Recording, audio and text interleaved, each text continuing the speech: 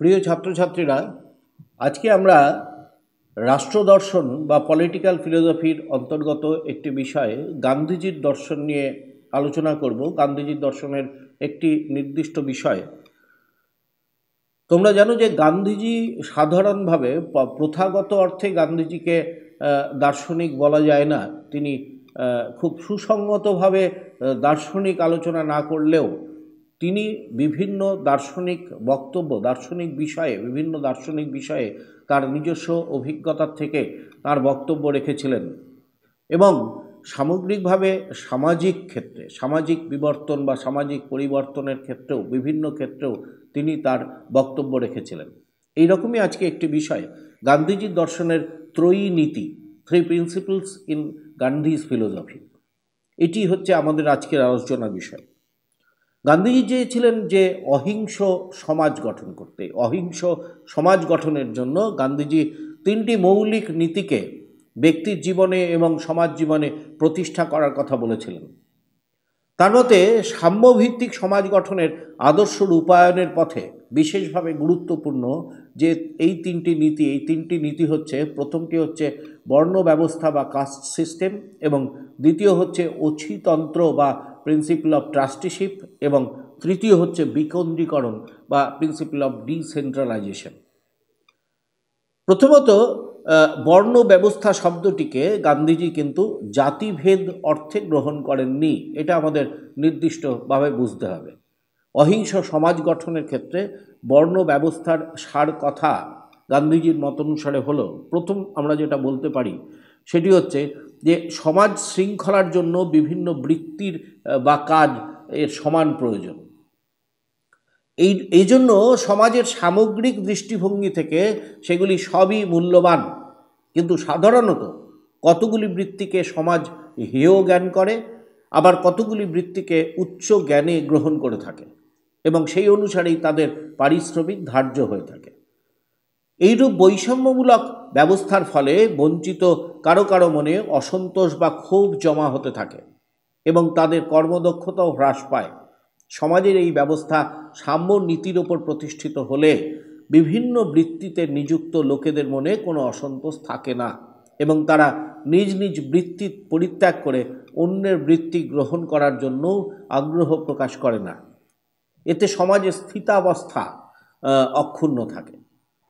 দ্বিতীয়ত, গান্ধীজির এই যে অর্থ এক্ষেত্রে করেছেন, যে বর্ণ ব্যবস্থার যে অর্থ করেছেন, সেক্ষেত্রে আমরা বলতে পারি প্রত্যেকে তার কৌলিক বৃত্তিকে গ্রহণ করলে বৃত্তি নির্বাচনের ক্ষেত্রে কোনো প্রতিযোগিতার সম্মুখীন হতে হয় না।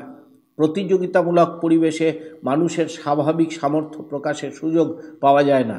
বৃত্তি নির্বাচনের ক্ষেত্রে প্রতিযোগিতা না থাকলে প্রত্যেকেই তার কৌলিক বৃত্তি গ্রহণ করে নিজের শক্তি ও সামর্থ্য যথাসম্ভব প্রকাশ করার সুযোগ পায় এবং তার ফলে সমাজও বিশেষভাবে উপকৃত হয়। অছিতন্ত্র বা প্রিন্সিপল অফ ট্রাস্টিশিপ, অছিতন্ত্র বা সম্পত্তির তত্ত্বাবধায়কের বিষয়টিকে গান্ধীজির এই দর্শনে বা গান্ধীজির চিন্তায় একটি বিশেষ গুরুত্বপূর্ণ নীতি হিসাবে গ্রহণ করা হয়েছে।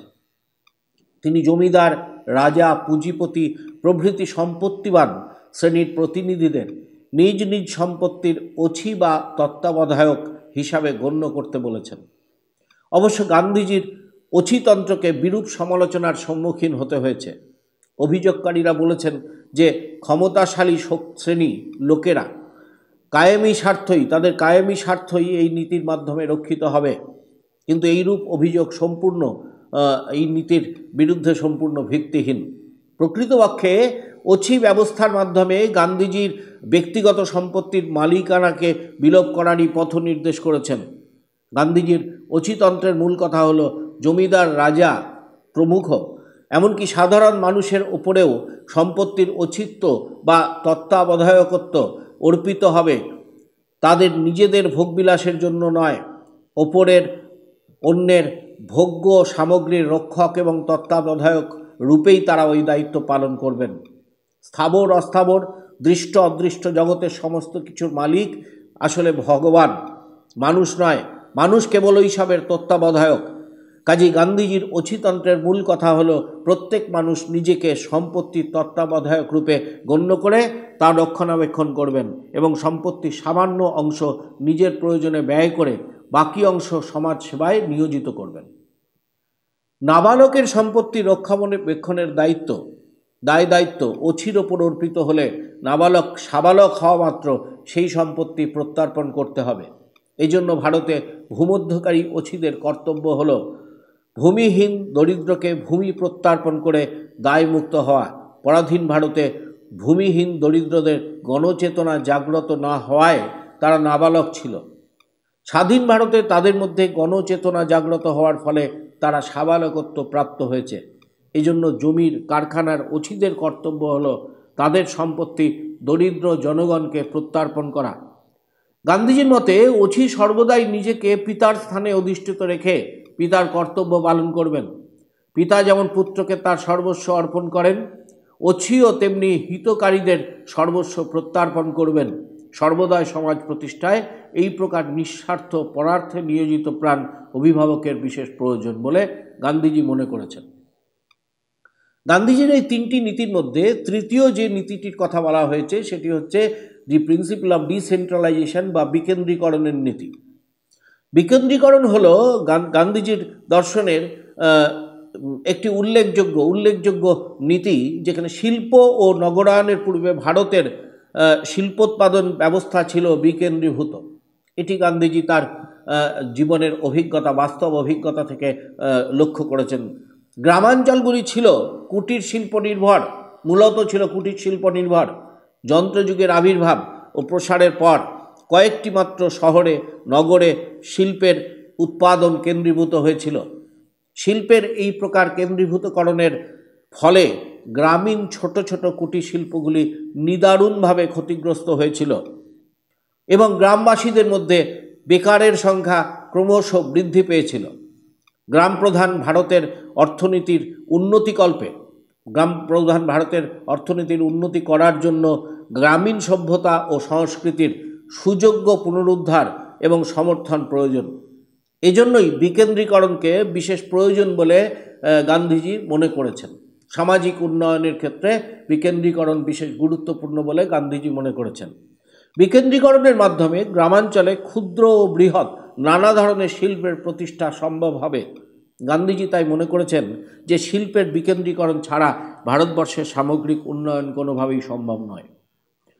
গান্ধীজির দর্শনের বিভিন্ন বিষয়ে আমাদের ভারতীয় রাষ্ট্র দর্শনের অত্যন্ত গুরুত্বপূর্ণ দিক নির্দেশ। অবশ্য গান্ধীজির যে সমস্ত প্রত্যয়গুলি গান্ধীজি আলোচনা করেছেন, সর্বদয়, রামরাজ্য বা অচিতন্ত্র, অহিংসা ইত্যাদি নানা যে তত্ত্ব বা ধারণাগুলি গান্ধীজি আমাদের সামনে উপস্থিত করেছেন, সবগুলিই যে আজকের সমাজের পরিপ্রেক্ষিতে সমানভাবে গ্রহণযোগ্য বা বাস্তবে সেইগুলোর প্রয়োগ যে একদম অবিকৃত অবস্থাতে সম্ভব তা হয়তো নয়। কিন্তু তা সত্ত্বেও গান্ধীজি সেই সময়ের পরিপ্রেক্ষিতে, তার সময়ের পরিপ্রেক্ষিতে বা তার যে দেখা আদর্শ সমাজ, সেই সমাজের ভাবনার পরিপ্রেক্ষিতে এই যে বক্তব্যগুলো রেখেছিলেন, সেগুলোকে যদি সঠিকভাবে তার দেখানো পথ অনুসারে প্রয়োগ করা যায় তাহলে বোধহয় তার বাস্তবায়ন একেবারেই যে অসম্ভব তা কিন্তু নয়, এবং সেগুলো অবশ্যই আমাদের সামগ্রিকভাবে সামাজিক উন্নয়নের ক্ষেত্রে, ব্যক্তির উন্নয়নের ক্ষেত্রে সহায়ক হয়ে উঠতে পারে। আজকের মতো আমরা আমাদের গান্ধীজির দর্শনের ত্রয়ী নীতি সম্পর্কে যে আলোচনা, সেই আলোচনা আমরা এখানেই শেষ করছি। আনফোল্ডিং ফিলোসফি এই ইউটিউব চ্যানেলটিকে তোমরা বন্ধুদের মধ্যে আরও বেশি বেশি করে শেয়ার করো, লাইক করো, কমেন্ট বক্সে লিখে জানাও যে তোমাদের নতুন এপিসোড সম্পর্কে। আজকের মতো আমরা আমাদের আলোচনা এখানেই শেষ করছি।